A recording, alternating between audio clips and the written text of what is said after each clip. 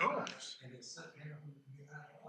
And I never known that. That works too. Hey, And it's free. That works too. remember, nothing's free. But I didn't even know they had that show. I enjoy taking the riverboat over because it comes pretty quick. Yeah. Our problem with the river, when we come back, we went off, we couldn't find where to get the shuttle to our hotel. So we ended up having to walk. 10 miles. And it's Whether or not. All right, y'all ready to open this up? Y'all open this up with a prayer. Lord, thank you for allowing us to gather here this evening. We ask that you watch over us and bless us. We ask that you watch over our families, our friends. We ask that you lay your hands on the families at River Point Church and let them know that we're with them during their tough time. In Jesus' name I pray. Amen. All right, discussion of Garrison Road well. Mark, what you got? all right. We talked about this at the retreat. And in order for us to see any options with Garrison Road well, we have to do the first thing, and that's to do a water flow test. And I've got two bids in here. The original estimate was between $7,500 and $10,000 by Fletcher. And they will run the water straight for 72 hours. I don't know where the water's going to go, whether it's going downhill for that much, because they're going to hit it at full blast and see how it affects for that. I've got a price of $10,000 from NPE and a price of $14,000 from the Oconee Well Drillers. The third price, the gentleman told Fletcher they were just used. Okay. So we will need to make a choice of that. It would, if it's NPE, they would start in the next 2 to 3 weeks and be ready to go with that testing. There's a couple things that he and Brian have to do, but nothing of any substance of that. Is this apples or apples? Yeah, looks like it's just 72-hour testing, not too much. So yeah, On MPE, though, it says it does include additional testing from DMR and Ocean County plus Ocean Well Drillers. I can't answer that question. I had asked Fletcher to be here to go over this, but he had conflict.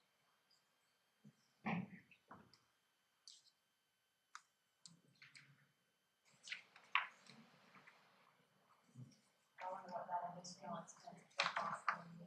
If we approve it, could we approve it with not allowing any additional cost? Or if there is additional cost, we can do that, talk about it. Yeah. What's staff's recommendation on that? To go with MPE,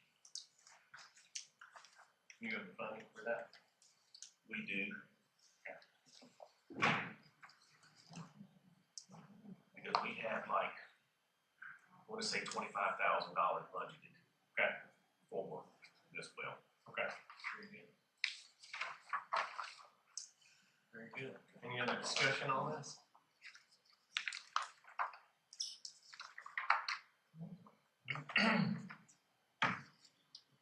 Let's move on to the hydraulic water model study. Again, this was a big discussion that we had during our retreat back in March. Basically, what this is doing is making a game plan for our future.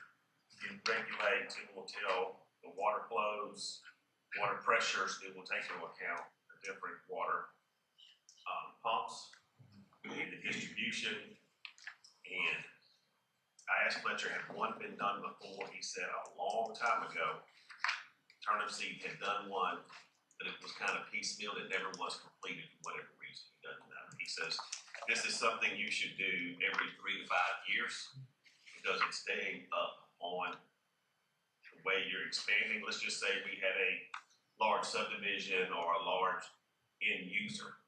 They would take their use, input it into our model numbers that we have today, tell you what's going to be the net effect with our water. So it's a big number. It's $73,000, and it'll be over a 6 to 8 month time frame. So it's not like I'm gonna get a $73,000 bill in there, so it would be as the work is going. Did you say we should do this in 3 to 5 years? That's what Fletcher said, once we go through this and complete it, it's just like keeping up with your capital improvements plan, it's telling you everything that you need to do to be able to keep up and expand. Currently without it, we're selling water to customers, but we don't know that we have the water capacity for it. So that's one of the main things. We also, part of our, water system, it helps with detecting where we're losing water. Right, it helps And staff recommendation, it's tough to say to spend $73,000, but as much as we do in water, it's something we have to do. We don't wanna overpromise. So that's exactly right, but see, anybody that comes in now asking for water, not onesie, twosie, but anything like that goes to Fletcher for water and sewer, and it can take up to 2 weeks for him to do his study analysis before he makes a recommendation back to me. But we sell ones, we sell one almost every day. Those add up. Meter at the $3,015. Yeah, and at the rate we're going, we can oversell in a lot of areas. Next been a comment, that, we're one fire away in certain areas where we wouldn't, we keep adding, we wouldn't have been on the water. So this will help us. Further discussion, guys? What's your thoughts? Sounds like we're overdue. Where's the funds on this? I've got them adjusted in the budget, I'm taking from 2 or 3 different places because we didn't know about this last October when we did this. First time we had heard about this was in the retreat. Okay. Or at least I heard the numbers. So it's a 6-month plan. Right. Allocate funds for that. Yes. Anything that's gonna have to cut, we're gonna be aware of. Not at this point, I'll let you know. Before we go into something new, there's two items that we need. Y'all please do it. Is one, it's in the front or the back.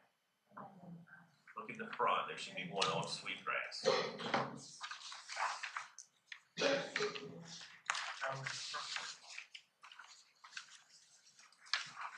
Right there, there's one page of that. That is for the double sweetgrass pump station.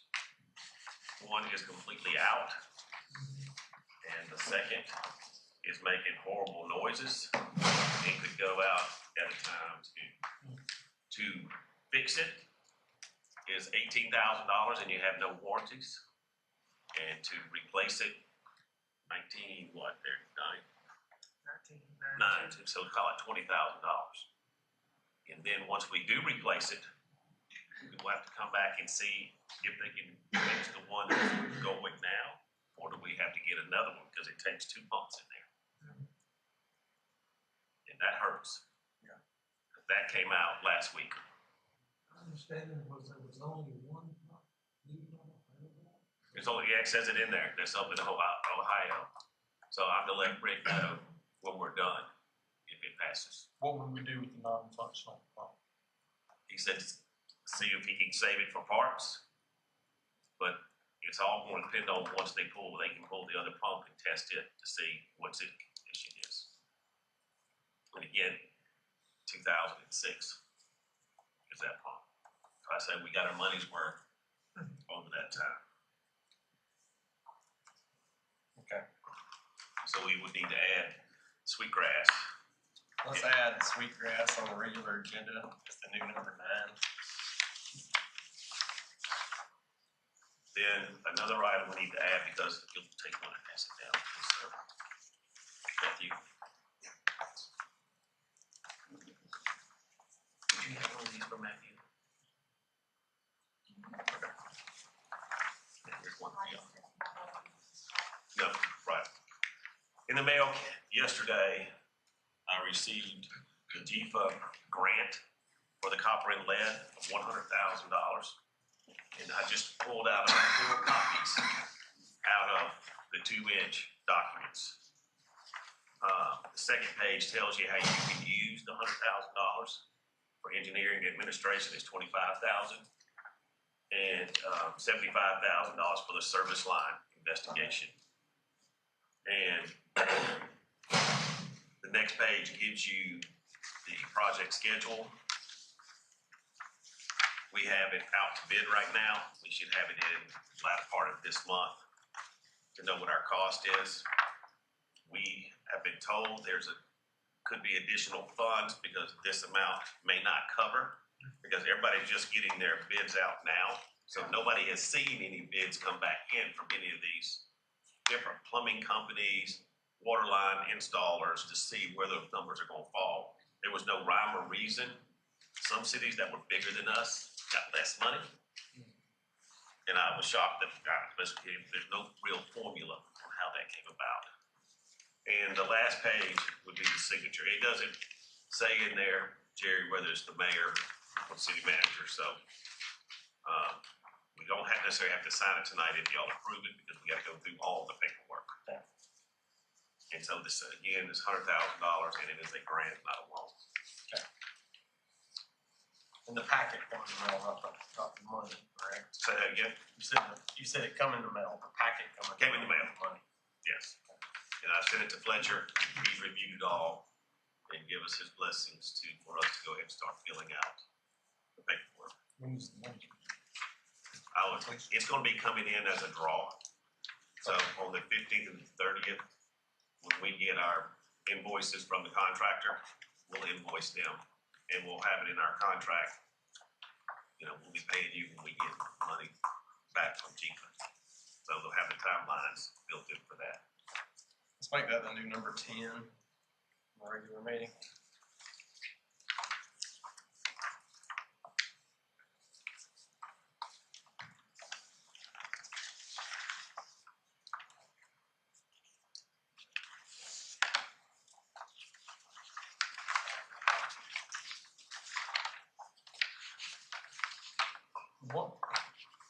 What would we be approving for this if we? Accepting the $100,000 So grant. accepting the grant. Yes. Allowing the city manager to sign off. All right, let's move on to cemetery plot increase. We jump one. Oh, yeah. The hydrant meter ordinance. This is again the discussion we had in here about the fees and the late fees and the deposits and the penalties. So this is just the second reading from that discussion that we had last month. From the second reading, we'll take a vote. Yes. All right, next is the cemetery plots. All right. This is the sheet that Faith and Georgia Mountain, y'all had it last time. I didn't reprint it, but this time y'all remember. And in looking here, I'll make it, you'll see in here that I'm making a recommendation for this to go from $400 to $800 per plot. And I'll have to verify with Thomas whether we have to do 2 readings or 1 reading on that. Because the essence is, I'm recommending if we can only have to do 1 reading, that will become in effect immediately. But if not, you could have a run on your cemetery plots if people were thinking about it from $400 to $800. So if we have to have 2 readings, you may want to. We have been discussing the possibility of an increase for Quite some probably time. about a year now. Because Faith and them started back in September, and I probably asked her November to do this market study, which she did. With a money back guarantee. Last year or the year before, we sold like 20 in December because 2 families came in and gave them as Christmas presents. Yeah, but it's not like that. But you never know. That's what, 2 or 3 years after? I think. Yeah, I would think. And again, we found out in our meeting last month that we'll have 137 remaining. And the funds for purchasing the cemetery go into The cemetery fund, cemetery fund. and the only thing that Pays money, for the upkeep and cost increase, everything, so. there's roughly $66,000 that's in that account.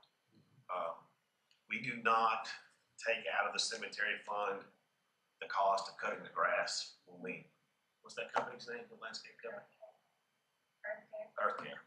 And so we pay that out of the general fund, out of that. So there's no funds really being expensed other than when we get our final bill from Georgia Mountain Regional, we could pay for that out of that account. So, but other than the bill from Georgia Mountain Regional, that money is just sitting in there in that account. Can it be used to pay for the cutting of the grass? Sure could. I don't see a reason why we couldn't split it. You split the cost. Cemetery and It's roughly $2,900 is there. We just deplete it really fast, selling, Yeah. 10 lots a year at $400. So if you sold them, the remaining 137 at $800, roughly $100,000. You sell them at $400 is $50,000. So the money's not going anywhere but back into the cemetery for perpetual caretaking. Well, I think the last thing that was spent up funds on was in trustees. I think not be pulling on that is, it's not that much money. Why would we not leave it at 400 to build the community? That's up to y'all. That's a valid point. Well, I think that if we did leave it at 400, I'd like to see it left at 400 per citizen. Yeah, yes. What is it? Or we have 2 rates now? Just one rate. Some of the other cities, do they have citizen rates? It does not list that on the sheet. Jimmy, I think that's a good idea. I think that, I like that proposal as well, as far as, maybe I take it back, Royston has one. what is theirs?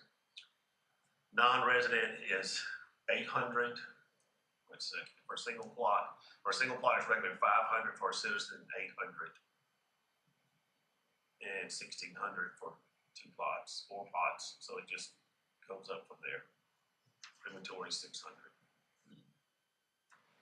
Our cemetery ordinance that we just adopted, we didn't have to pass this one.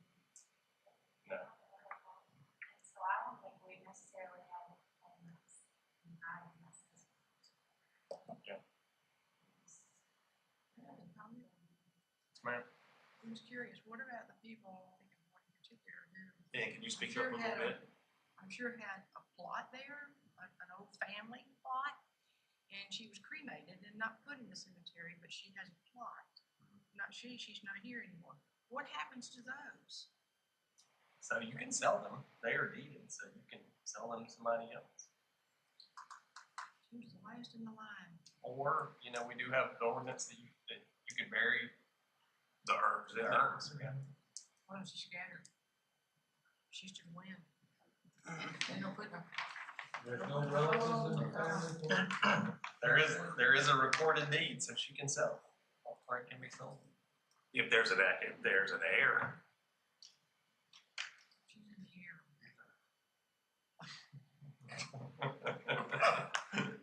I just got what you said. Not that kind of heir. I think, Jimmy, that's a valid point. Now, is it their current resident, or they were back in the day? I think it needs to be current. Okay, Yeah, We- I don't think it would be. I understand. Simple. I think it needs to be defined as a household, member. Leave it at 4. I think maybe we could bump it up some. They're doing 5 and 8. Yeah. That's not a huge increase, but 5 and 8 to match, so that'd be the lowest. All right. And that was Royston that had that, and they just did their updates with Georgia Mountain last year. So that's probably where they came up from. Is everybody okay with that? I like What's the numbers? 500, 800.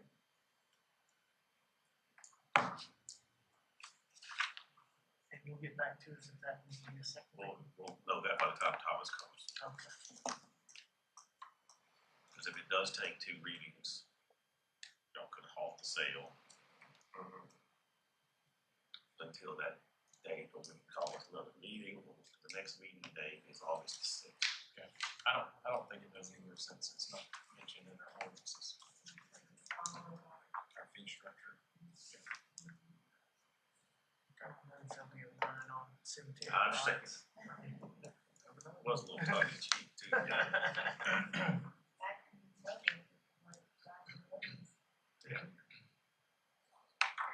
Do we sell a lot that year? They could come out to see.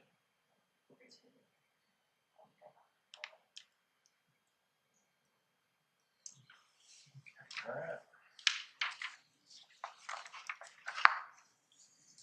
We'll ask Thomas since he's back in. Thomas, we had the discussion of raising the cemetery plots price. Yes. Is that a 1 read or a 2 read? For the price included, no. Yeah, they don't. Okay. Next is discussion of medical first responders. Dave, what you got for us? Yeah, we do that. Come on up, chief, and So, we've been discussing this for a period of time now. Little to my understanding was that as of June 30th, up until that moment, the county used to provide the cities with medical supplies and equipment. What supplies and equipment did the county supply to the cities? Gloves, oxygen masks, which we're not using, but gloves, oxygen masks, bandages, cervical collars, things like that. They would provide all that basic stuff. Stuff that's used on pretty routine, Yes. every call. Yes. Yes, and for whatever reason, I don't have the answer. They decided to cease that.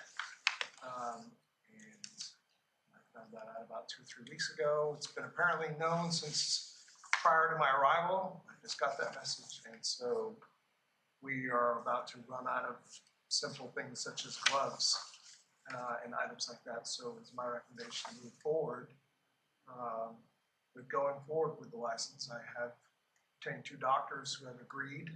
The contract has been discussed, but the financials have been discussed over the phone. If we were to move forward, it would be between $2,500 and $3,000 for the doctor to sign off on it. There would be some equipment we would have to buy. There is a HIPAA compliant program I will have to buy so that we can store all that data, because now we're dealing with patient care and all patient records. It has to be a secured system that we have that we have to implement, which we've already implemented the basic fire reporting system, but now we just buy the component to add the medical first responder side of things so we can document and keep those on track. In a sense, what the other cities are doing? The other cities are all moving forward. Moving The toward- fire chief, the four city fire chiefs, we got together and had a meeting in my office and lunch in my office a week and a half ago, and all of us are moving forward in that direction. Of going to a medical first responder license. Yeah, they're all moving in that direction. Dr. Garrett has agreed with Cornelia and with us. Dr. Cope and I are still in discussions. There are doctors that have said, yeah, we will do it for us. and then you'll be bringing in Thomas. Yeah, because he will have to sign it, he will have to look at a contract to make sure that it's good and valid. Going out there or Not- we need to talk to the other city attorneys and I don't have that answer, please. I don't. This is something new to me to go down this road. Once we obtain all the equipment and we have the doctor's signature, then the Department of Health will actually come down to the fire station. They will inspect the truck, we'll go through every piece of equipment, go through all of our training, and then they will actually give us a sticker for each side of the truck that shows us our medical number, that gives us a license to perform medical. It is Cornelia. Clarksville is behind us, but Cornelia and Baldwin are still rapidly.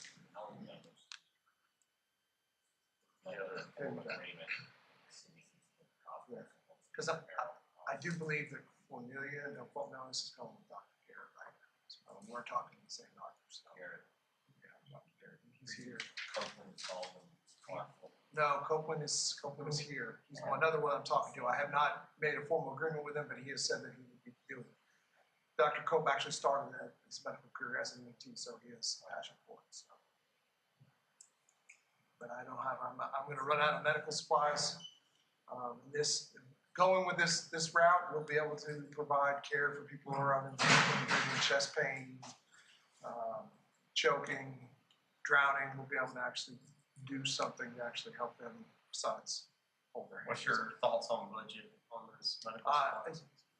For this year, just to get us up and running. I think I submitted in. You said 11,000, David, obviously. Total, that includes 7,500 in equipment, 3,000, up to 3,000 for the doctor, $750 for the HIPAA compliant. So it's 11,250 right now. Next year, it should be a reduced cost. I won't have to buy some of the fancy equipment, but I will have to buy supplies, such as bandages, gloves, oxygen masks, things like that. Does anybody know how much in taxes we pay to the county for EMS? I wish I brought that paperwork with me, but there is. We can get that tomorrow and send it Yeah, out to I can send it. I do have those numbers. Dave and I do have a meeting at 10 o'clock. What are they gonna do with our money going forward? Well, it's a question. We are meeting with Chief Adams and Alicia Vaughn on Monday at 10 o'clock to discuss this, along with another topic. The city prepared, supplying the med supplies and going out into the county with city funds being expensed. So I have not had a clear answer on why they made this change. And I had hoped to have a meeting yesterday or today before, but we couldn't pull it off. So it's a serious question, and it goes back to our intentions. Do we continue doing medical calls out into the county? To restate that for everybody, we're still running calls out to the county, and the county is not paying for us for these supplies that they used to do. So we're basically subsidizing county residents with your Demorest tax dollars. But we don't have to do that. We don't have to do that. That's a discussion for the five of y'all to tell us that direction. We do need a plan in place with the county on how they're gonna take this over. Because I hate to leave those people in the dark, but we gotta stop being taken advantage of. And I just want to bring up, a lot of you guys get these canned texts. We got one of the 4 to 5 a day, difficult to breathe. We cannot even administer oxygen equipment. Without this first responder. It's all we can do is hold our hands to the cans. Well, let's also discuss one last night. Somebody's battery was chirping in their smoke alarm and they dialed 911. This was not even in city limits. No, sir. Unfortunately, it was 100 yards outside the city limits where I live. So I just walked downstairs. But the audacity of it all, a chirping battery. We do get a fair amount of those types of calls, you know. They're not all true emergencies. Yeah, I mean, yeah, I'm sure if you were to talk to Casey gets a lot of these calls in his department as well. Just, why are you calling us? But we're here, we're here to help, and that's what we pay us to do. So, but that one is in the county. Well, it's Brandon's department too. It's surprising. Yeah. So that's just an example, but Jimmy, you're dead on, and Sean, you're dead on with the calls. We all get them. Almost all of us. And He has no desire. yeah, he does. He just doesn't know it. And it's pretty amazing with the brief description you get in the text. I often think of these guys going, okay. Now, I will tell you, sometimes those texts that you get, for example, as much as I hate to bring it up, Saturday, that came out as a motor vehicle accident, someone unconscious, and turned into something way worse than it could ever imagine. But you would never know that from that text, you know? We did have somebody skateboarding in an accident. They had to be taken to the hospital by ambulance. So, staff recommendation. The staff recommendation is there is no budget for this because this came out in February when we found out about this. And so this will be something Dave and I will be actively working through his budget budget because there's just no place, you know, and we will be working through those numbers. That's all I can tell you at this point. Okay.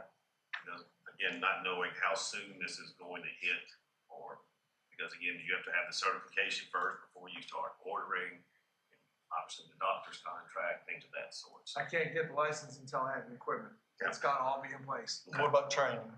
I've got all the EMTs and paramedics that I need.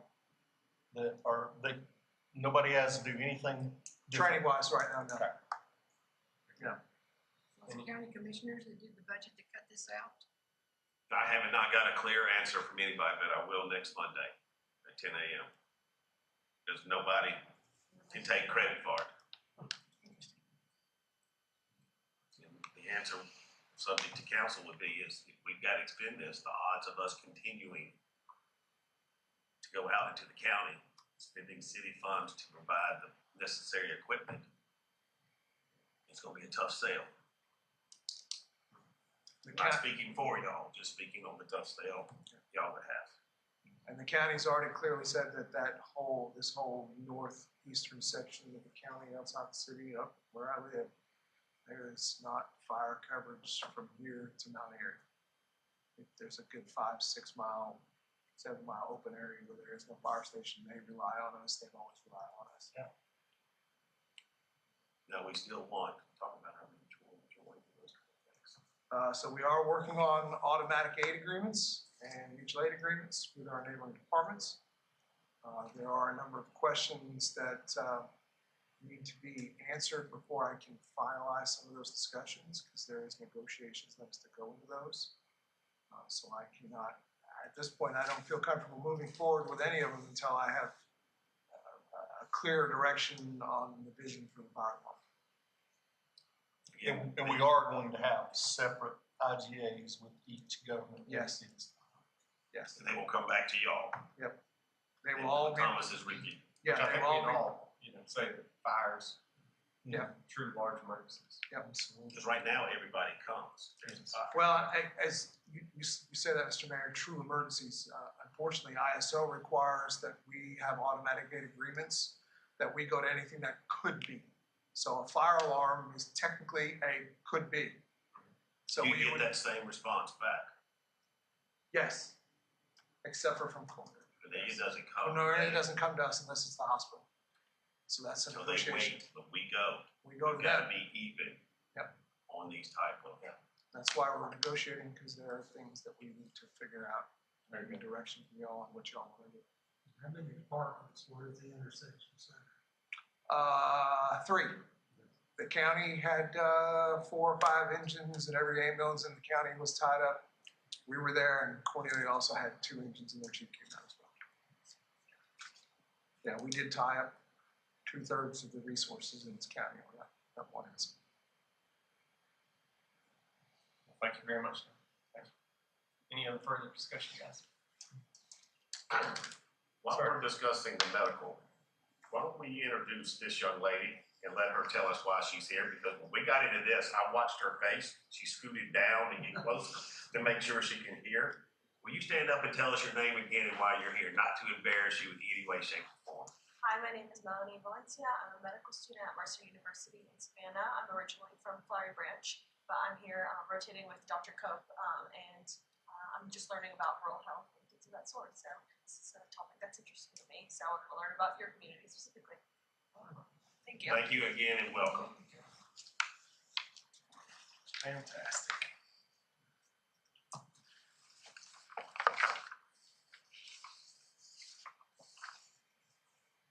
All right. That's it. Any other further discussion?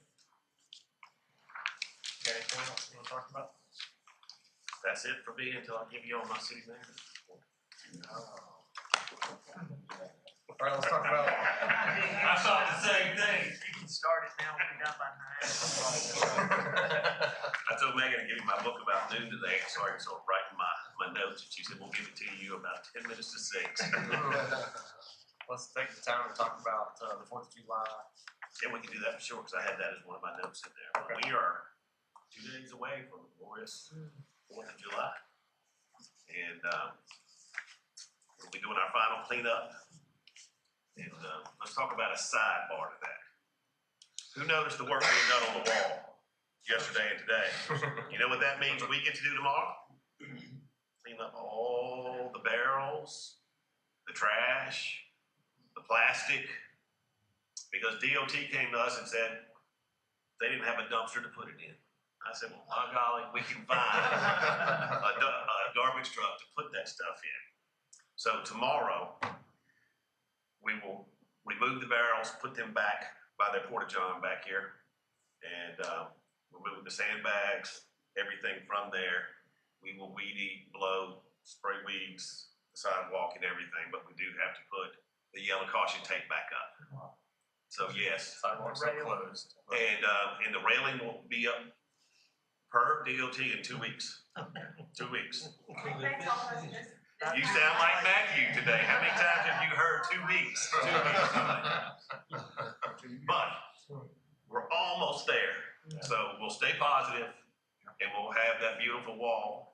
Because what they've been doing is, if here is the base, they've had to dig out all the other sealant they put through there as best they could. And they've been pouring this other sealant.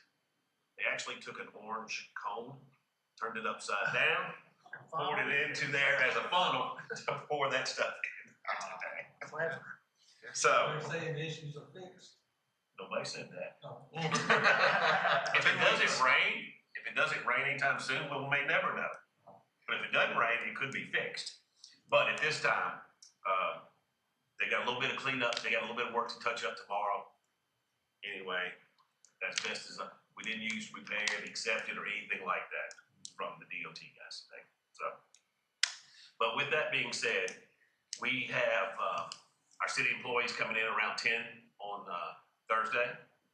We got different folks assigned different jobs that Sarah, Megan, Madeline, and Rhonda have been working through all these notes and experience for these years. So starting tomorrow, Gary and Sarah will start to line up for the parade. They got to go out there with paint and do all that. So, and then on Thursday morning, she will use the chalk downtown to mark those spaces, porta-johns, and again, we've got the bathrooms down there for the first time for this event. People can start setting up between 12 and 2. And there's a lot of things going on with Casey and James. We borrowed 50 barricades from the City of Gainesville Police Department that Joe Chastain drove up and delivered those today. And What streets are gonna be closed? say that again, What streets are going to be closed? we will have Georgia Street closed on both sides, starting right there at Holly downtown. And then Hazel behind City Hall to Florida, and then all of Florida across that way. Now, high school will be able to park in those areas for the band set up, and they all know they have to disperse from that after the parade is over. And then so Casey and James will be setting out those barricades tomorrow. And tomorrow evening, they'll start blocking these areas off. And what else is closed besides those? Sosby. And then tomorrow afternoon, we'll be able to look at Demorest Lake Road to see, is there anything blocking the road? Is it danger for anybody with the trucking trailer? They better turn right there, because if not, they'll have to go all the way down the Demorest Mountain area and come back Arlington and come all the way back. The kids and people walking can get out on Massachusetts. Massachusetts be closed. And so I believe that to be it. Chief, tell me how many, Dave, tell me how many firemen you will have here in y'all's schedule. 7 on duty. Two, Y'all. the normal 2 that come in at 8 in the morning, and then I have five including myself coming in for the rest of the day, be here through midnight. And you will have the fire truck parked up. The truck will run in the parade, and then once that's done, it'll be parked sitting up here ready for fireworks. The city of Cornelia has agreed to cover the city for anything in the city in the meantime. Anything else? You got a tent I with do have a tent, and Sean provided us with a misting system. I don't know exactly where we're putting it, but I do have that ability. I just don't know. I haven't been instructed as to where it's going to go. See Sarah. Say that again? See Sarah. See Sarah. Okay, I'll see Sarah. The county is allowing us to borrow 2 UTVs, and Cornelia Fire Department's gonna allow us to borrow one of their For the fire department, okay. so we can be mobile, moving around, and it's going to be hot. So stay And then- hydrated. Casey, and then tell me how many you will have and what is the plan for your guys? We'll have all our guys here, we'll have a deputy, one of them is a deputy who works part-time with us, and we'll have a deputy working with us. We'll have the light down at the tractor supply, once everything is done. We'll have them set up in different spots throughout the city, when the fireworks is over, we'll try to get traffic out. And, most everybody will come in around 4 o'clock. Me and James will be here first thing in the morning. And Officer Squires will be here first thing in the morning. We'll have Noah riding around. Okay. Oh, I'm looking forward to seeing y'all in this bicycles.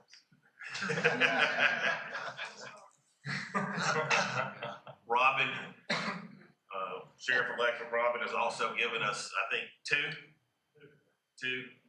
And then we've got the water plant, the sewer plant, and the John Deere Gator has been revived from the water plant. Oh. And I always heard it was dead and gone. Brian went down there, turned the key on, fired right up. So that now belongs to Greg for water around downtown.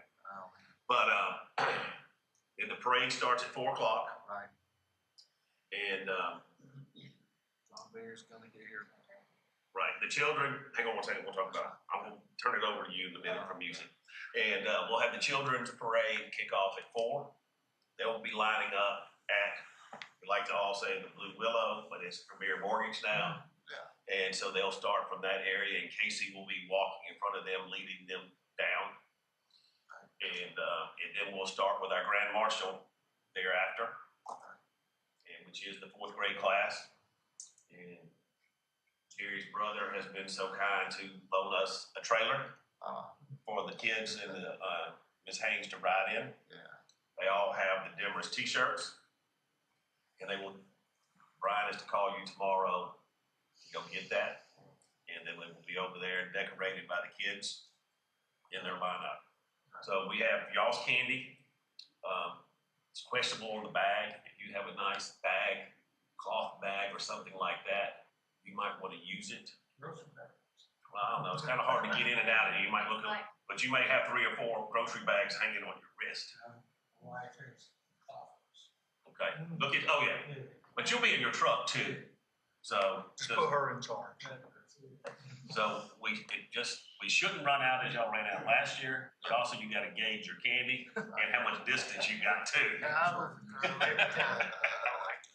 That's because you're out trying to hit them. Before the Just parade, as high school. opening ceremony. Yes.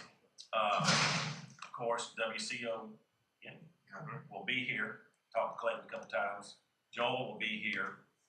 And what the lady from the Breeze, one of their new DJs, will be there with Joel. And then Jerry will be on stage when the parade starts. And if any of y'all were at the laying of the wreaths back in December, there was a young man, 10, 12 years old, that sang somewhere in there, and he is excellent. And Jerry came up with the idea for him to sing, and I have asked Clayton and them to have the playing of God Bless America by Lee Greenwood. That's his choice. Okay. So he will kick that off. Jerry has some other surprises. Well, I'm not telling them, it's up to you. I don't ask the mafia where they get their contacts from, okay? We just wait and see if they show up. Yeah. But, and so then again, everybody will just follow in from there. And then down below, we've got food vendors, crafts, bouncy houses, bull, petting zoo, face painting, all the normal stuff. You know, it's on both sides of the street. And so, and then my music man here, Mr. Andrew Ferguson, I don't know when he's coming in. I know it's tomorrow. I just don't know what time. He said 6, it may be closer to 9 before he gets in. well, you're in charge of all that. I know, but we need volunteers. We need 4 volunteers For what? Thursday morning. Just get a stage set up. Just And you have said the 6 stage- a.m.? 6 a.m. That's what we're gonna set everything up. Thursday morning. Because the stage, the side folds up, and then he has a canopy that extends out to raise up a little higher. That, and really, that's it. Everything else is contained. All of his music equipment's in there, so it won't be much. I think we'll be out of there by 7:30. My son Creighton and I will be there, if he likes it. Okay. So, or go down Massachusetts. You may have to move the bear to go That's right. around, That's right. All right. be on that side, because it's gonna be closer to that side. One thing I need from Brian is the generator. Okay, he knows. That's all we need to know. I'm sure he'll get moved over there tomorrow, Okay. but feel free. Talk about the music, the first band, Joe Wall's band. Yep, they're gonna open up. They're local. They're all excited for being. what time? They're gonna start at 5:30. 5:30. 5:30. And they'll play to what time? 7:15, 7:30ish, around in there. Then we're gonna hustle to get them off or get John Barry on. He's gonna start at 7:45 to play at about 9:15, and or he may start around 8. Depending on what I know it's 90-minute set, and then he's gonna send people on up the hill to see the fireworks. Good. Good. They're Any all questions? But if y'all wanna come hang out, Megan and the ladies will have the golf carts going and flying around. And, we got, I wish he was here to answer, but I think we're using what y'all call the white shed where we did Christmas at, right outside the post office, right there is more of a city, more of a meeting area with the city folks with some food and drinks and things of that right in there. Okay. Feel free to volunteer though. Yes, sir. Where's the stage gonna be at for the announcing of the parade? Right there, crossways across Georgia Street in front of. Where it normally is? Yes. You got folks lined up to block traffic when he comes in there quickly to back that trailer in and ready to pull it off too. That's awesome. I appreciate all So, the city's hard work. We should all be ready to go with that. Today, Brian is rebuilding the little bridge over the creek. Yeah. It had some questionable boards on there that look like they may be 30 years old or something. And, Just one more thing about the road closure. In front of, the coffee shop, in front of that, that's gonna be closed off tomorrow night in the middle of the night, so anybody's coming through there. We don't, cause that's where a lot of booths are gonna be set, we don't want people to park, leave their cars there. So our night shift guy will be blocking that off, probably 2 a.m., something like that. So Where should people park? anywhere else but there. Where do you recommend people park? Piedmont, I don't know, there's City Hall, the Piedmont parking that we have available to us behind Farmhouse. Yeah. we're also across from the PD, there's a parking area there, we're gonna put some handicaps things out Because there. they would have to come in from Alabama and then take a left. We're back down here today. We're gonna make that some. Dog parks available? Well, no, that is not available Because of the fireworks. because of the fireworks, because nobody's cars other than the band members will be in there Okay, and then gone. so that'll be locked up It will be blocked off tomorrow. tomorrow. And we told the neighbor that there's one house, if they need to get out, this is how they can get out. And they didn't feel like they needed, they were fine. So we communicated around neighbors again. We know what's gonna happen on North Hazel right here, because folks coming in from Double Spring and then back here. People start getting here about 4 or 5 o'clock, parking here for the fireworks. Very good. And they set up. All park. Any other discussion? Anything you want to? Suggestion, make sure you put up signs for the entertainment district, not to go past that without alcoholic beverages. The gym's that gonna be open? Yeah. Bathroom will be open in there. I know that Jamie has got the ordinance, has notes plastered in his restaurant. He does, but I think we still need signs up, letting people know not to leave the immediate downtown area. Right. No to the park. Or roaming around neighborhoods or anything. I'll put that, yeah.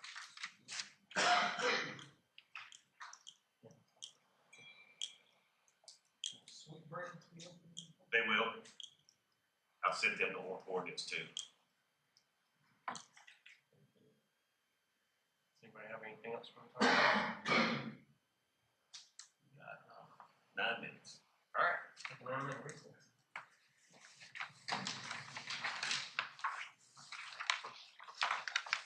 I asked Creighton if any of his buddies would like to join us, and he said, nobody wants to get up there.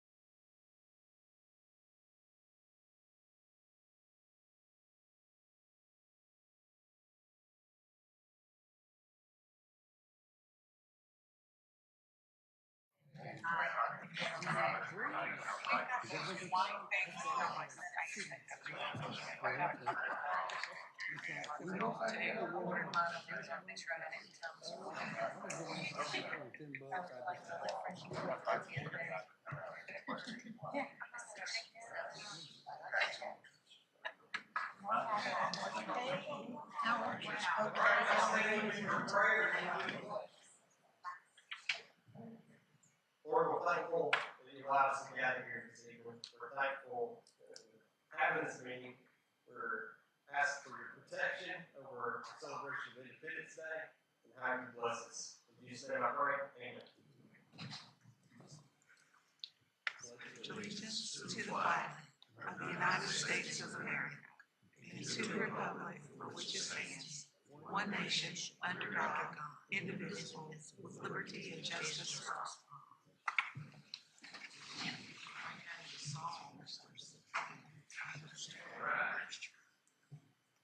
So we have three changes, two changes. That we talked about, the new number 9, sweet grass law. The new number 10 is the G number. So that'll push the corresponding numbers down below. Any other changes? That's sweet grass law is 9. Yes, sir. We'll entertain a motion. Motion to approve the agenda as amended. Thank you, sir. Second. Second. Thank you. All those in favor? Very good.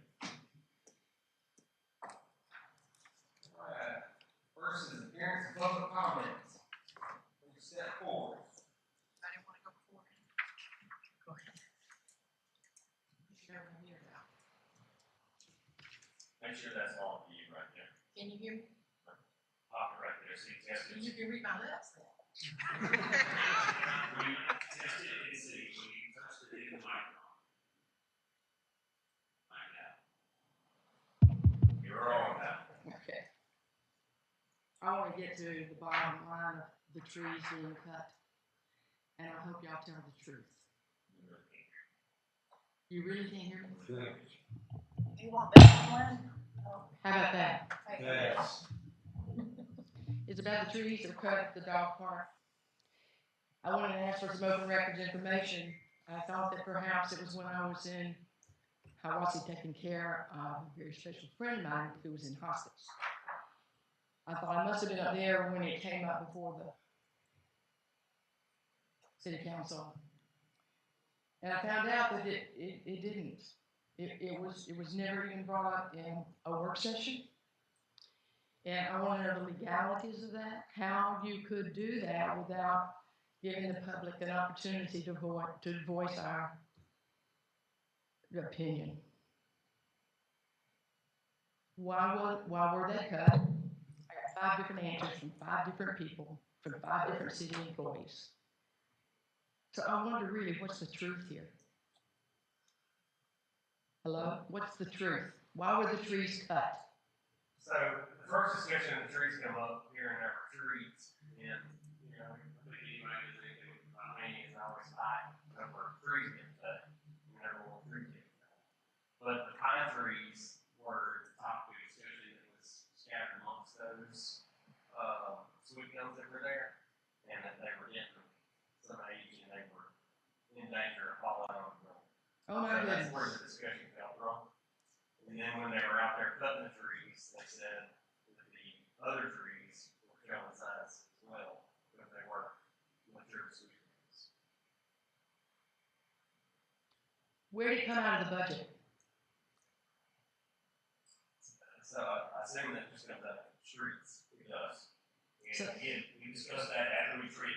We had discussed it before in passing in a meeting, but no, did it ever come up in front of this body in a meeting like that?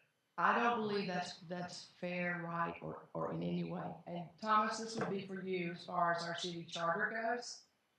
What are the guidelines of things that should come before the citizens to have an opportunity to voice their thoughts versus when they can just arbitrarily make decisions that affect the city.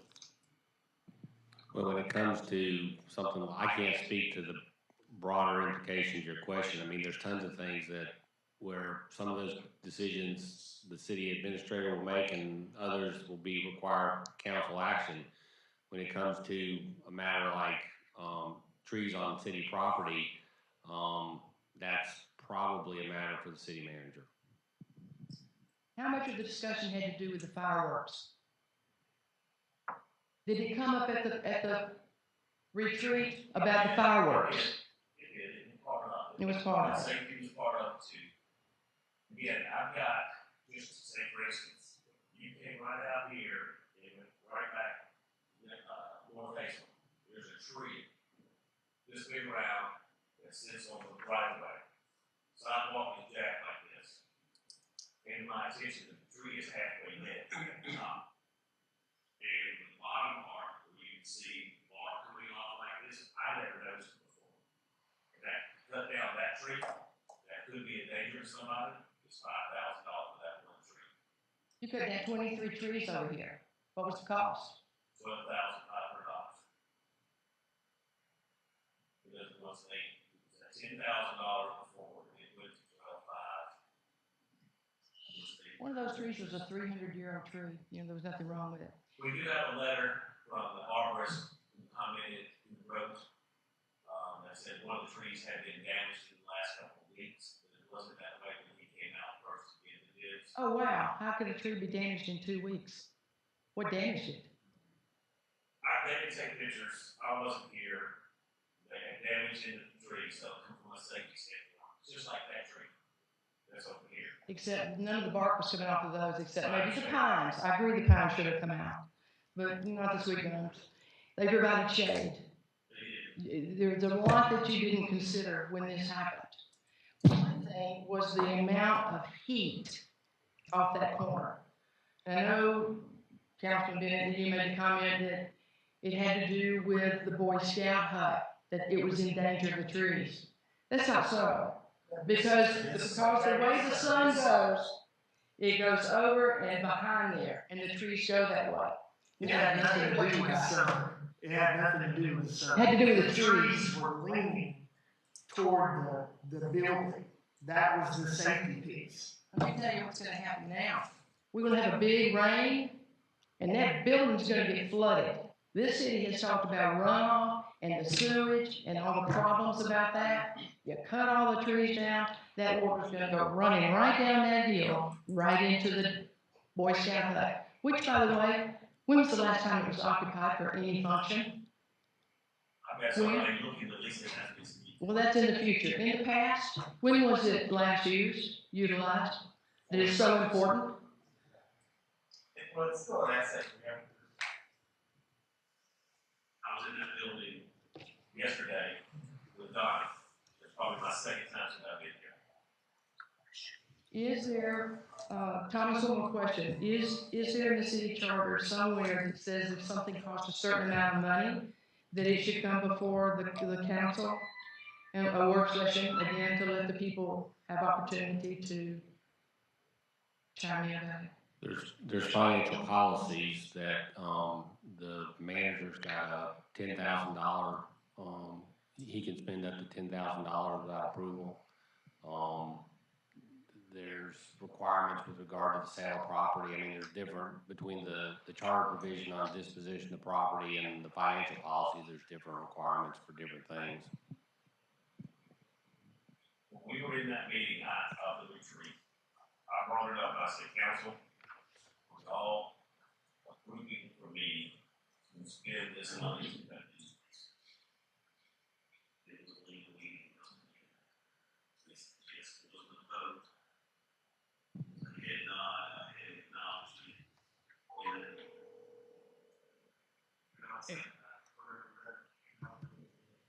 And I'll just say this, when it comes to trees, especially the tall ones, I've represented 3 or 4 cities over the years, and twice I've had trees fall on cars that were on city property. Fortunately, in neither of those occasions were there any people in those cars. But the first one that I distinctly remember was in Statham. A tree fell on y'all remember the old Dodge Intrepids, and just, it crushed it. If there had been anybody in that car, they'd be dead. So if there are trees that are at all a danger, anywhere where people are, then if they call the city attorney and ask, the city attorney's gonna say, take them down, it's a liability. I don't think all the trees were a liability. You took away the shade was the biggest thing. I went over yesterday with a thermometer, and the temperature of the water coming out of the spigot was 107 degrees, 0.4. How would you like your son to step up there and stick his face in there and hit that button and be hit with 107 degrees? It wouldn't burn him to the point of blisters, but it would hurt. That never happened when we had the trees there. Just the trees on the corner. Trees that had nothing to do with the Boy Scout. Nothing.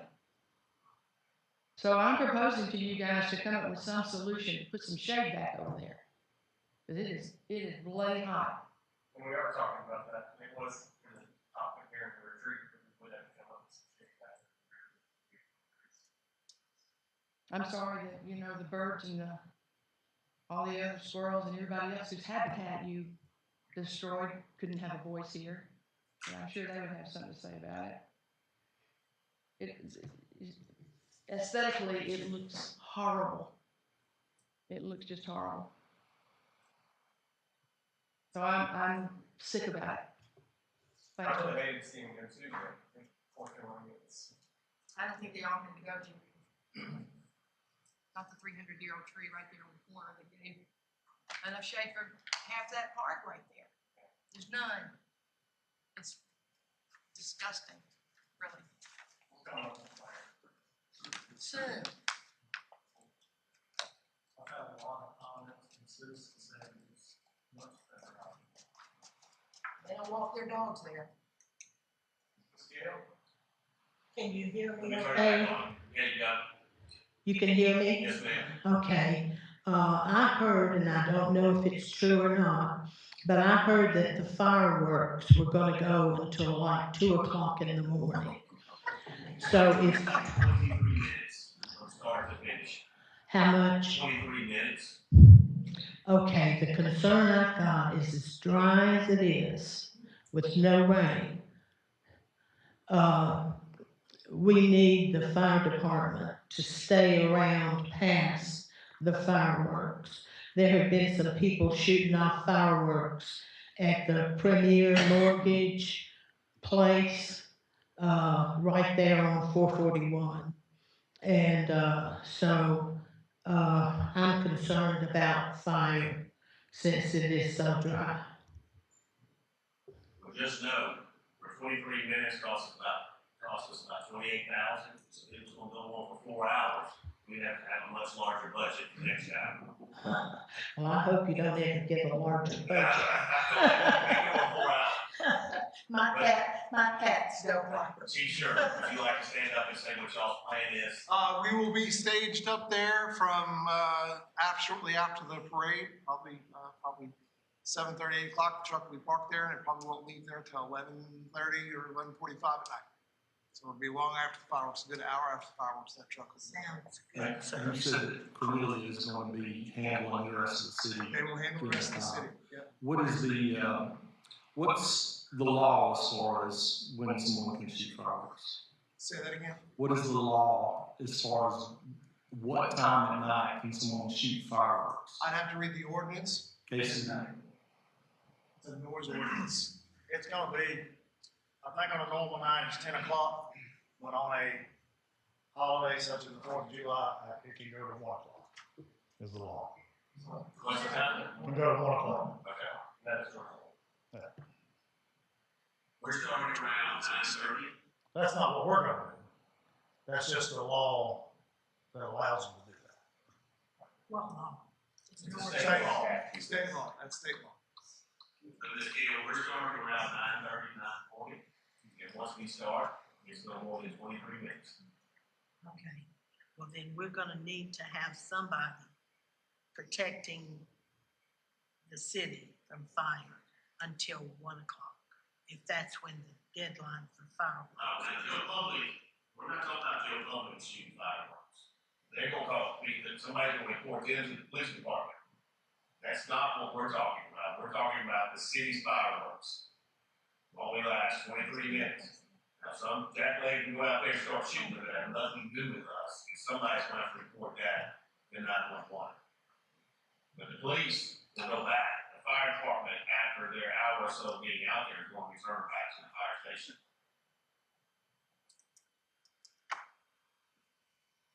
All right, any other public comments? I got Friday is a work day for a lot of people. So, Thank you, Chief. I got a couple comments. I'd like to give a shout out to some of our officers. Can you not hear me? I don't like talking this thing either, so. But I want to give a couple of shout outs to our couple of our officers. One of them who is not here right now because he is receiving a life-saving award from Cornelia, who used to work there. His name's Jonathan Hughes. And a couple of weeks ago, he helped the fire department with a wreck on Demorest area that we believe was caused by an impaired driver. Lady went down the bank, and according to the chief, he did a real good job of helping with cutting her out of the car, that kind of thing. We all know about the horrific accident that happened in 365 Demorest area. A lot of people don't know that's not in our jurisdiction, but Officer Squires, who was on Demorest area, heard that. He is with us today. He heard that and was the first one on scene and helped out with that. And if that wasn't a hard enough weekend for him, on Sunday, there was a guy at Double Springs Church, who's also not in our jurisdiction, went into cardiac arrest. Officer Squires, knowing that he's the closest one to him, did CPR till the medical responders got there. So when you think about police officers, we think about them taking people to jail, writing tickets and that kind of thing. They do a lot more than that. Very proud of these guys, all our guys. Any of them would have done the same thing, but these guys just happened to be on duty at the time. So I would like to recognize Officer Squires and his wife. Jonathan, I asked to be here tonight, but like I said, he's doing he's getting a life-saving award. I don't know the ins and outs of that, but obviously he did saved a life in Cornelia when he worked there. So these guys do a lot, and I'm very appreciative of them, very proud of them.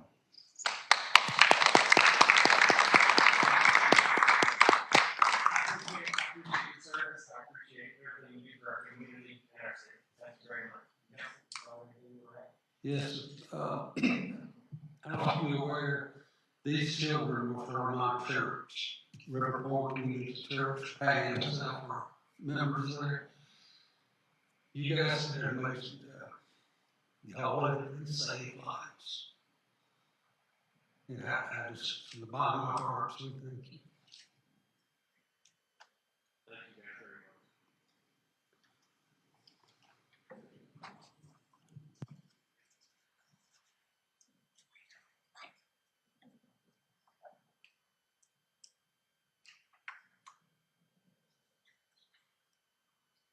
Sorry, that's a bad angle.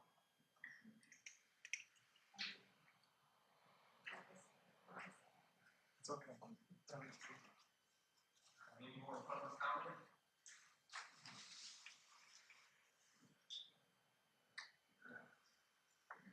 Move on to approval of minutes from June the 4th. That session is back.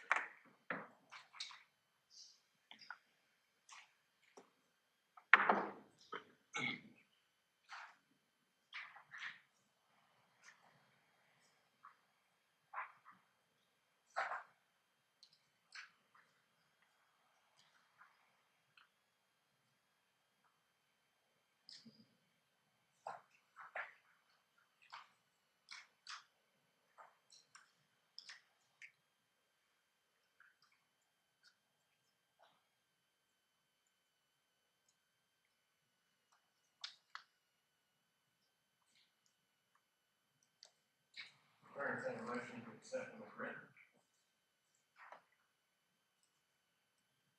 What's the motion to accept the minutes as written?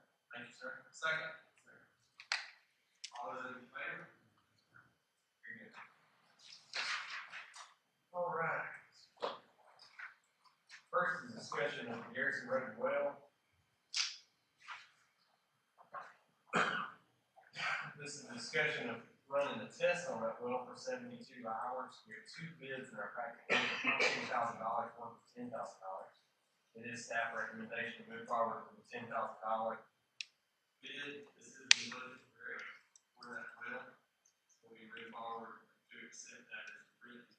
I would like you to mention in your motion that if there's any additional fees, that bid's held until we can talk about it again. Motion to approve the, Garrison Road, well system test, EPD services for $10,000. If there's additional fees, then hold until we come back to council. Thank you, sir. Second? All those in favor?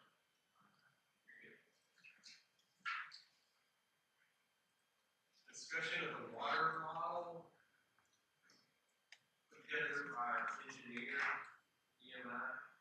This model is to conduct a flow and pressure test all over the water system. Where we're selling water, where we need to increase water, and then make sure that we have the water capacity to sell those. This fee is over 6 months, correct? Right. And it's $73,000. And it's staff recommendation to move forward with this. Again, this was not in the budget at the time, and we will be working through that. Again, just so you know, we have over 307 miles of water lines, 7,200 customers. It's a lot of water lines. We don't even have a map. All these people generating the map, and a lot of documentation that should have had years past. This data, is this data going to be built by the city or is this data going to be private? It will be utilized for the city by the engineer. Basically, it's a roadmap. What we have today, what we're going to have with the expansion, if anybody's coming in here as a user for future developments, we will input their usage to see what it will do to the overall effect. We have 2 million gallons from Baldwin. We have 1 million from Tacoma. Right now, the Miles Road well is now about 8 million gallons a month. It's projected that we should be seeing some large numbers coming out of the Garrison Road. They say it can produce 1 million gallons back when it was brought online in 2006. We've never used it that strong. But if that is the case, once we do this test that y'all just approved, it will give us our ability to have more water spread across and have knowledge of look at how and where this water can be used at in our city. You'll hear more about water usage. This is very vital for our future renewable water. Do we hear anything about this from services? That's a good question. I believe I remember Turk's engineering doing one of these. But I will be able to. It's a great question.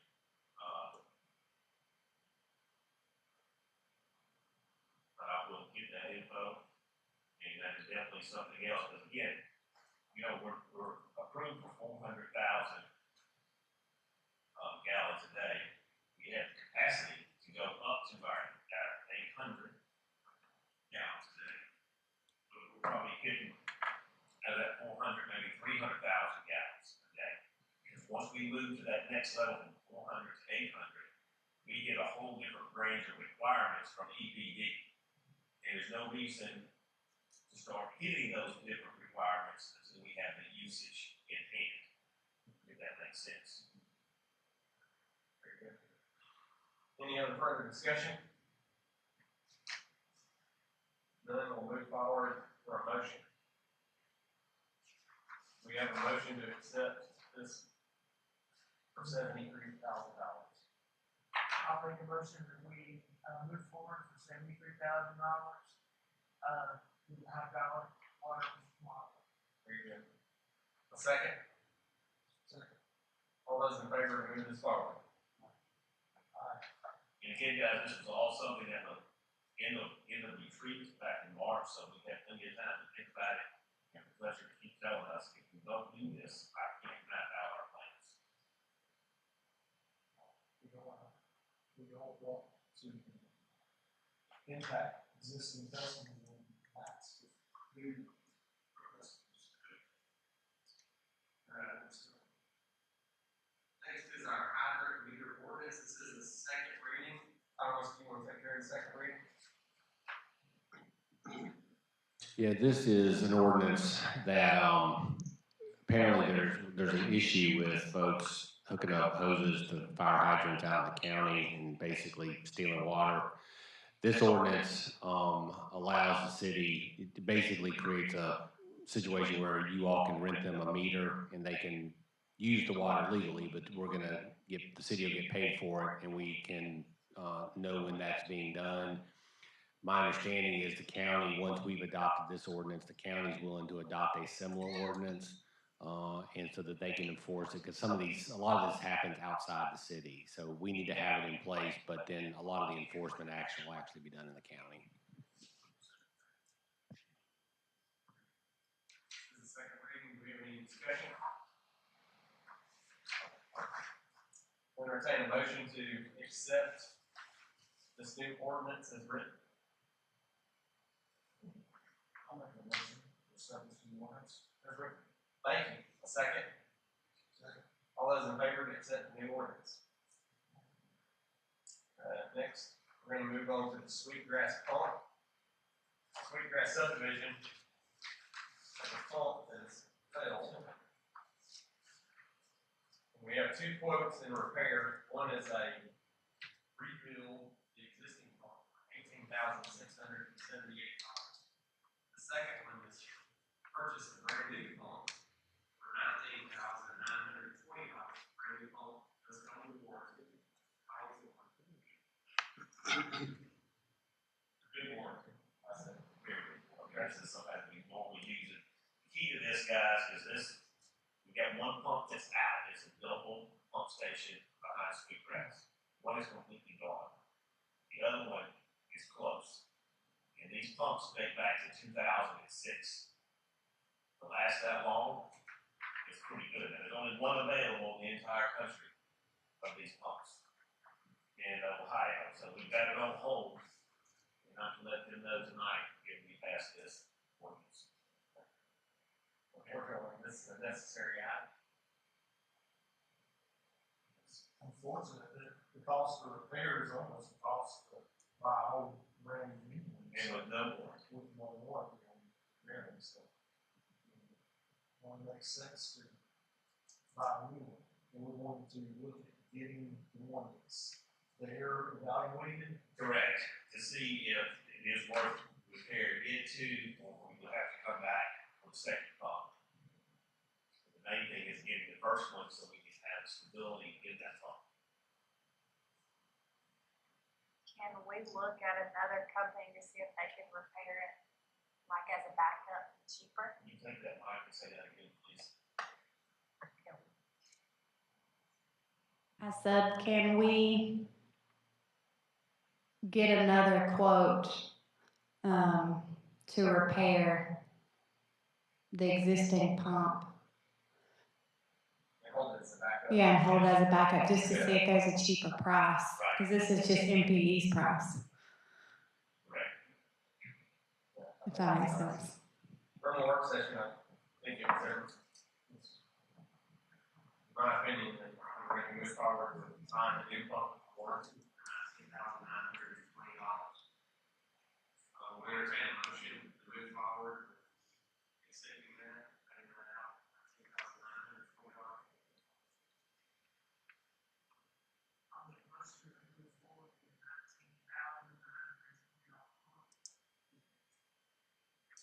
Second. All those in favor to move forward with the new pump? Now, this comes out of our school capital improvements. Obviously, we're making some assumptions when we're making that budget. Items like this, because our pump stations, they're not a very exciting piece. anybody cares about until they're out. So. Next is, move forward with accepting or allowing the city manager to sign off on the approval of the Keeper grant. It's a $100,000 grant. It pays, it helps pay for the cost of doing the study. What is this? Was a copper-lead inventory list that the federal government has mandated that we have at least started by November of 24. And, we all got notice of this 6-8 months ago, but at least the state is allowing these grants to each municipality and counties to provide water. Is we had to check, we have 7,200 water meters out there. They had to check every single meter initially, but in this part of the city, what was built after 1990, well, we know those don't have lead or copper. These in this area, that go back to the 30s, 40s, they most likely do. And then, so we were able to assume some of things because of the age. We got that down from the 7,200 to roughly 3,200 meters. So this private company, we had to request out for bids because they have to dig on your side of the meter and the city side. They got to document the pictures, a magnet on every single meter out of that 3,200. Could be encased in concrete, could be enclosed in asphalt. You just don't know. So most cities and counties started this bid process in the month of July. So ours are due back like the third week. There's 1 or 2 other cities that EMI is doing, and their bids are due back the first or second week. So this hasn't been a need of anybody to do this testing. So we really don't know what their estimates could be per meter. If it's just in grass, it could be $25. We don't know. It could be $100. If it's enclosed in concrete, it could be $250. So the numbers are all around.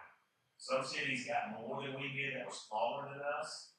Some cities that we were smaller than, we got $100,000. Opportunity is to be able to go back because the state and the feds just don't know what this mandate is going to cost us. So this is a total grant. We need $75,000 of that for the work to be done and $25,000 for administrative engineers.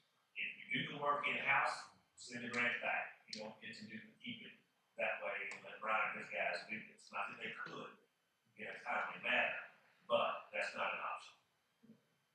And that's what this is about. Well, we do appreciate this grant from the city of Georgia cover Absolutely. also a federal requirement. So we entertain a motion to allow the city manager to sign off on the Chief grant.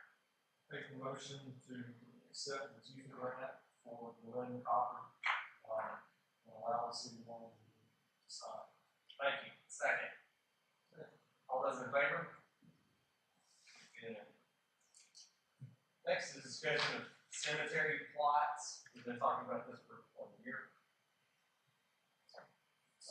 Right now, our cemetery plots are a base $400, and it is our proposal from the work session to go to $500 for in-city residents and $800 for out-of-city residents. Is there any other further discussion? When you say residents, you say property owners, or people who actually physically buy it. I would say reside. Current in the city. You agree with that? I think that, yeah. That we verify that address is also in the city in District 5, tax parcel. And, if it's a business, somebody says, well, I own a business. Clarification, yeah. We'll just have to write policy. We'll entertain a motion and set forth. I have a question. Thomas just made a good point.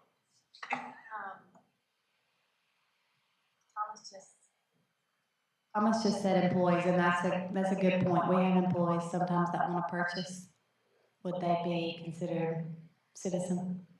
I think employees should be considered citizens. Employees and retirees. Retirees? Okay.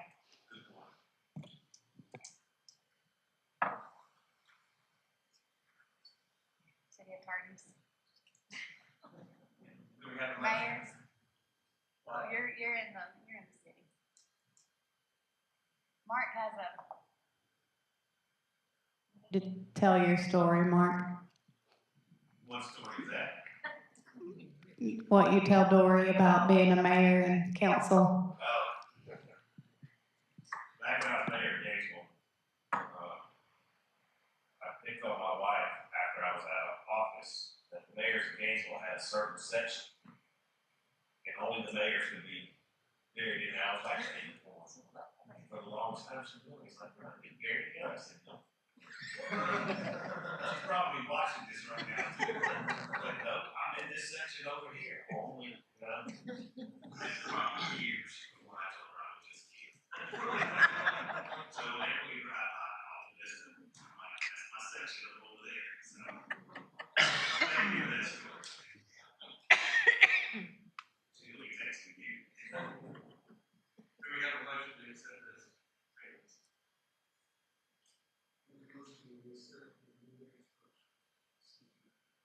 Thank you, sir. Second?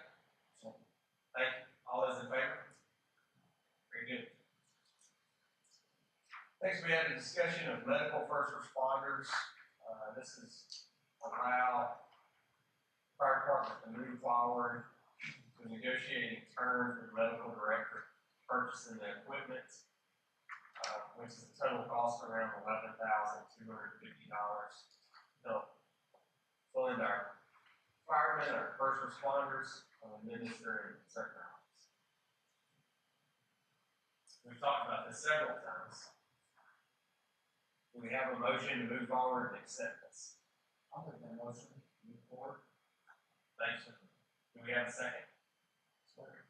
All those in favor to move this forward?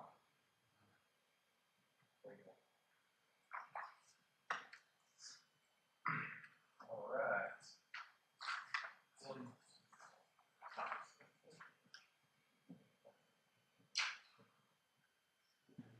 Mr. Next is Mayor, the manager's report, review of finance.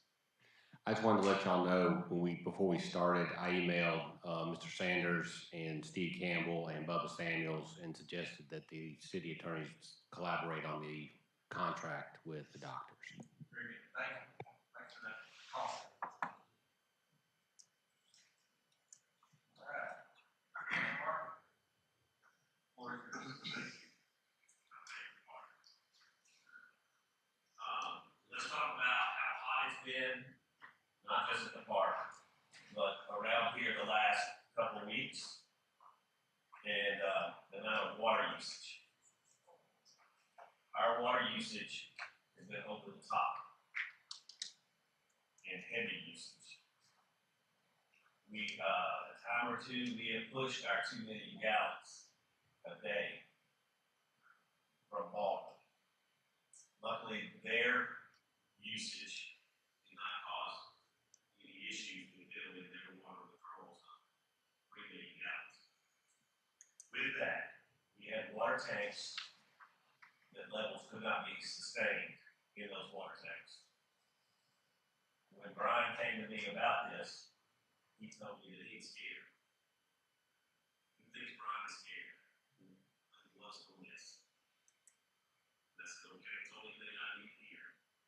So we got with EMI, with Fletcher, and we started looking at options. Everything on Brian's call, he can pull up all his tanks, turn pumps on and off. And we normally use about 250,000 gallons a day out of the Tacoma. We have 1 million gallons. One of the issues we have is Tacoma is roughly, it uses the water, not counting Tallulah Falls, but in our 7,200, there's roughly 2,900 accounts. And when we put that water in that tank, it is just using Tacoma water. It is not getting the water from Baldwin. So with that, we're using roughly 600 to 800 gallons a day from Tacoma. That water cost us $3.39 per 1,000 gallons. And I may be off on my 6 there, not $1.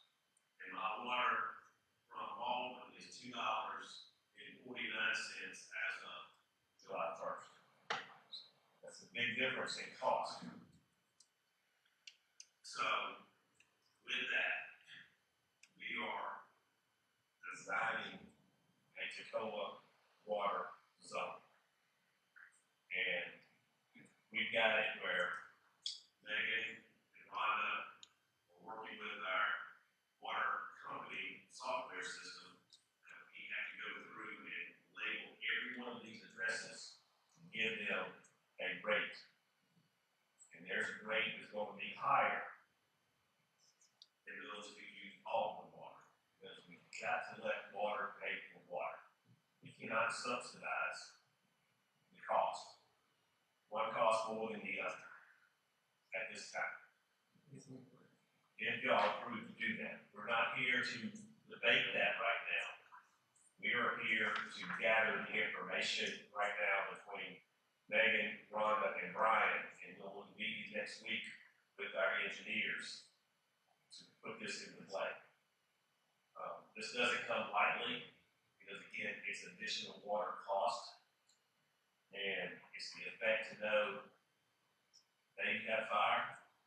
It's gonna know we got fire. We've got a water tank that's full. They can do that. Same thing with the county residents. So I hate to start off with that. That is the facts of the water usage. It's not that the water usage is down of the consumption in the last 2 weeks. It's that we've stabilized it with that 600, 800,000 gallons of Tacoma per day. That's correct. And again, we pay for water 30 days in arrears. So what I'm using today from Tacoma, I'm not being billed for it yet. So we will be working on this to present to council in the next couple of weeks to do this. And it's just one of those items that's a necessity with this water. There's only so much water that's out there. If it doesn't rain again, it's a real. I know how much water I'm using on my yard. And so you could come out with some water restrictions. The state could come out with that. Other cities and counties are having the same issues around the state. When you watch the weather, it can tell you where the drought areas are with a different color when they do the weather. It's serious stuff. And I do think something's going to be coming sooner than later throughout the state. I'm not trying to scare anybody, but it's a fact. When you turn that water on, what do you expect? Water. So, just give that as a heads up. We'll talk about that more with you guys. But one of the things y'all had asked me about last week was the Baldwin water rate that went into effect July 1st from 240 to 249. It was in our projected budgets when we did that. When we worked with Fletcher on that as a PMI, so it is. We had those numbers built in. We did get $46,518 positive yesterday for our additional LGAID 2024. The governor put out $252 million additional dollars out of the budget for additional road resurfacing, and we are out to bid on that right now because we got $37,000 back in April. We spent another $35,000 to match that. So we'll be roughly hitting a little over $100,000 this year in street resurfacing. We'll get those bids back and probably starting in August. Due to our continued negotiating with the post office in this building, their lease matured July 1st, 2024, from straight 30-year lease. And DDA will see tomorrow the lease extension for 12 months for the post office staying down there for another year. The best part that we did is they were paying a little $14,000 a year for that lease. They will now go to right at $25,000 per year for that lease. Again, bids paid, we negotiated the rate, that's where we set that. So DDA approves that tomorrow. We'll have it emailed out to Washington, D.C. on Friday. DOT wall, for those of y'all who weren't here, we will be removing the barrels and the trash and cleaning up that area tomorrow afternoon, where they're just about finishing up and put the handrails on in 2 weeks. Last month, we heard Barry Michael come, the chief, if he'll come up, please, sir. Talk about his water issues, some video and things of that sort. Dave, if you will speak into the microphone there, make sure everybody can hear you and talk about it. Can you hear me now? DNR. So DNR and EPD, they're one and the same. We met out at the site. We reviewed the entire property, looked at across the street from them, looked behind the fire station. All of that runoff is naturally occurring and pre-existing, and there is no regulation in state law that regulates it. It is what it is. The runoff issue that comes from the other side of the river with construction up on Hazel, she is presently working to enforce them. They are working without a permit for their soil runoff, and she is working on a stop work order to get them to stop working until they get proper permitting, which would then require them to put in proper silt fences and hay to slow that runoff. Otherwise, there's no other issues that or legally we can do. The only option that again, just like in the last cases we've dealt with water runoff, is considered water trespassing. They do have legal options through to use that, and that's something that they would have to come with a lawyer and sue the property owners of whose water is running onto their property. It's a very difficult case to prove, but that is something that that the Weichels could use if they want to, but it's very difficult to prove, and it costs a lot of money. I did speak with Barry. He understood the position and understood where we were, and said at least we can try to keep the river or keep Hazel Creek clean, because it does turn red down there. That's as far as we can go with it. There's no other options that we can do with it. Runoff, stormwater runoff is just naturally occurring, and the only time the state can touch it is when we're doing construction. Yeah, that's the only thing they can do is when it's when you're doing construction, they have all the authority to tell you can stop runoff. If there's no construction, there is no law in state books to stop stormwater runoff. And I was given a copy of the permits because we do not issue permit for stormwater. When Rhonda or Megan is issuing construction permits, that's not part of what the city does. But I now have permit documentation that will need to be getting out to them to go file for their permits with the state of Georgia. And so there'll be more of that coming in the previous weeks, that we'll have that going forward, and then that will be part of our package of building permits. They'll have to go straight to EPD and deal with that. Because again, when there's a problem, you call the code enforcement officer, he calls DNR, they come out. The city doesn't have anything to issue, to stop, or anything like that. Any questions on that? Thank you, sir. Sure. All right, one of the other projects we talked about back on the retreat was washing and cleaning the street signs and replace those street signs that were faded, dented, etc. Brian had his guys do this. He was out in the basically in the rain, since they were already out there, and we replaced roughly 25 different street signs. If you've seen a street sign, then they have missed, but he gave them the city map and showed them to go down every street. They were clean. I haven't gone back to check behind them, or stop taking them at their word, but if y'all see something, let me know. Couple things here. Audit. The audit for 2023 is completed. You have in your inbox as of 5:30 today a copy of the final audit that was sent to the state of Georgia and DCA. Amanda will be here on August 6th at our 7 o'clock meeting to present that. They found one finding, and it was the first time we've had the audit of payroll, And Megan has self-taught herself how to do payroll back several years ago. Didn't have much training other than herself. And they found one place we have to sign off. I have to sign off on the ladies that work in City Hall. Brian has to sign off, add up his guys. Fire chief and police chief have to do the same thing, and they turn it today. They pull a sampling. One from Jonathan in July of 23 didn't have his initials or added up on there. That's the only finding they could have. Our response was that because back then in July, Megan had already found that error. It had been corrected. And so our response back is, yes, this finding happened, but we had corrected it also in the same month that we found it in July of 23. So it's a very good audit. More info than like that. So feel free to ask questions. Some good news on some property.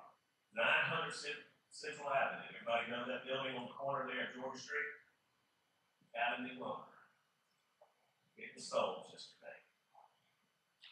Chad Peck, owner of Mark of the Pottery, him and his wife purchased that building, and they're going to be making any changes on the inside and the exterior and cleaning it up. So that is a good entrance way into our downtown and into the money in person. The letter did go out to Little Falls about our price increase for them, and that goes into effect in August 1st. All right. Clarify, just clarification, we know we can budget for increases for all of them, because their increases are based on CPI. That's correct. That is correct. Yes, we would have to make some assumptions back in October of what they could be. All right. Our wastewater treatment facility is operating within our limits. So is our drinking water system. This is dating back to May of 2024. So we're typically running back 60 days on these reports. One of this, and I will bring myself with exact numbers here. We have 7,149 service accounts, water meters, and they identified 3,733 that has to be identified in that report. Garrison Road well is here.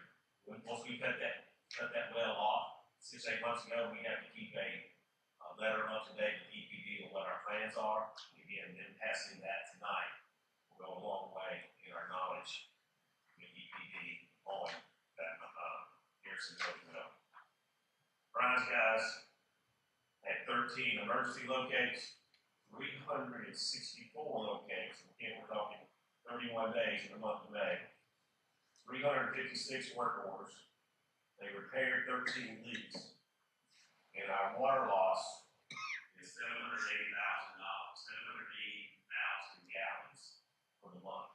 That comes from leaks. It could come from a meter not reading correctly, things of that sort. It could come from fire hydrants, things of that sort when there's a fire or somebody did theft. Now here's the big numbers. In the month of May, now this is before the drought we're talking about, it's 46 million gallons in 31 days from Baltimore. From Tacoma, we're at 5.6 million. And Mize well is 7,100,000 gallons for a total of 59 million gallons. Just think of what the gallons are going to be in June and July. Because those are going to be some big numbers that we haven't seen since I've been here. Typically, we're in the 50s, 55, but we're just now hitting the heat.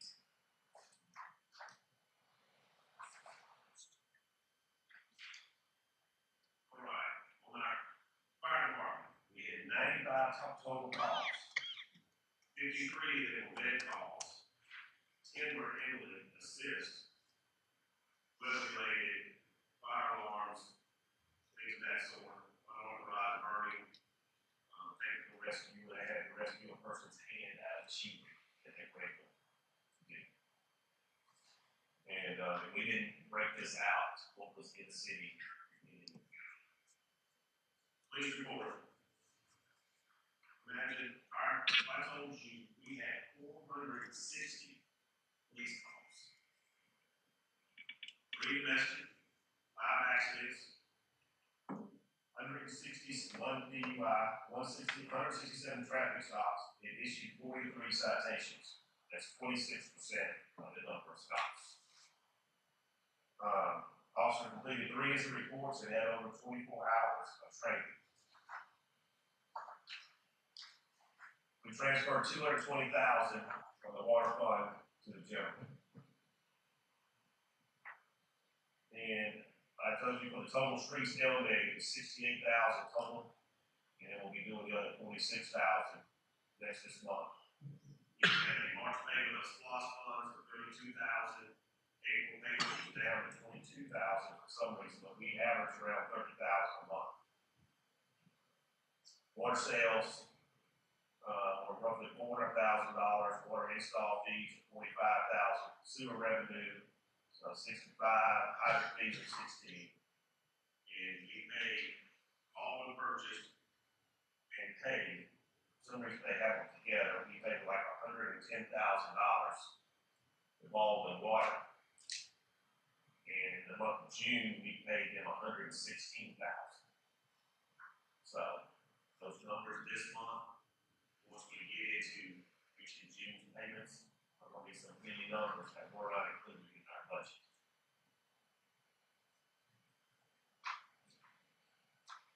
Going to page 1 of financials. Again, this is May 31st on your left side.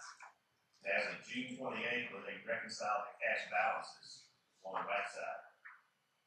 Total general fund, it was $274,000. EDA, $161,000 in cash. And if you took it on the right-hand side, where we were at 274, we were at 340 in the general fund. And SPOS is sitting right at a little over $300,000. Our average monthly expenses from general fund and water and sewer is sitting at $858,000 per month. We're starting to roll back our monthly liquidity basis. On the debt page, yeah. So on the debt, on the monthly payment amounts, you can see that on your right-hand side. With the Jeep loans and the bond. Come down to the next section, where we're seeing the $46,098. That payment will be made in August for the police cars to the USDA. And that's the one-time payment paid in August. So page 4, you can see our total revenues in the first column there per month of $76,000. Total expenditures are $251,000. And so we are on basis at 50% of revenue with only 5 months. So we're ahead there and we're right at where we're supposed to be at. And that percentage there, for the operating numbers, we're right at our percentages on expenditures. Go to page 5. This shows your operating money revenues. $554,000 for water and sewer. You can break out the total expenses of $448,000 for debt income of $106. And again, we did pull out $233,000 transfers out of that. So on page 6 is where we were at with our expenses. I've got us averaging for the first 5 months, $550,000 as income, and to meet our budget, we would need to get up to $619,000 on our water and sewer to make sure we're close to hitting that budget. But $550,000 we're looking at averaging, and our expenses are $434,000 for the first 5 months, and if we were going to use it all, we would have to use roughly $150,000 more a month to be added, so we're well under our expense account on water and sewer. page is our SPOS. You will start seeing SPOS come out with water and sewer, especially once, Higgins finished up their last section on the bridge, down here, and then we've got the Panther Road, Panther Creek, what is that here? Panther Creek. DOT is letting those bids go out in the month of July, and Little Amy's Creek is another one they're letting out. They originally said that those would not be letting things going out to bid, in 2024, but they have started that. And so we've got some water and sewer and road, streets, and bridges left out of SPOS 6, SPOS 7. We'll be starting to use some of those and the ARPA money for the sewer board that starts on August 1st. So with that, I'll see if there's any questions.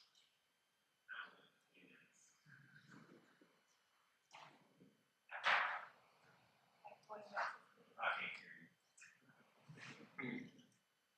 You said it was 4 minutes. Are there any other questions? All right, Richard. Thank you. Yes, sir.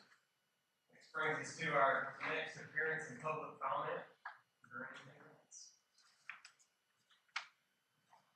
I would like to say I appreciate all the staff's hard work.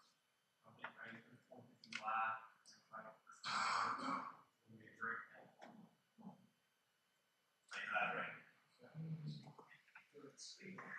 Yes. Thank you for bringing that up. The speed bump came up about two I received an email last week from a gentleman who commented that some of the bolts were coming out that were bolted down into the asphalt, that the asphalt is out again right there. So I sent Brian, the next thing I realized, Brian's got pulled up in the back of something's in there, coming up right and left. I don't even have to do anything, but I can just do this. So we had a bid from our bid that would go roughly 20 feet from where the speed bump it was. And that is $5,000 to redo that section right there. So we have good asphalt and drill these back in there. And it's $1,000 for 2 rubber speed bumps. So that's kind of crazy. And so I had Brian ask the gentleman, for as big as the speed bump is back here on top, same size as that, what would that cost? $2,500. So I went and I made the decision to go back with the $2,500 one in lieu of putting that down. I know Rick Austin called me, we discussed it, and he understood why it was done. He said it was put in there around 08, 09, and he said it's a big deal for him and his family. Yeah, so we are working on that, and that was the direction I thought was the best way to handle that. And I do appreciate, I'd like to say, I appreciate the police for being out there while that speed bump is not there. That has increased at first, no speed bump, they realized there was no speed bump, they say they're right? Well, now the police are there, and I've been behind multiple people that even when the police aren't there, we are right down on the speed limit, and that is great right there on that section. Well, And I appreciate them so much. That's the goal. You're not normal. Ready.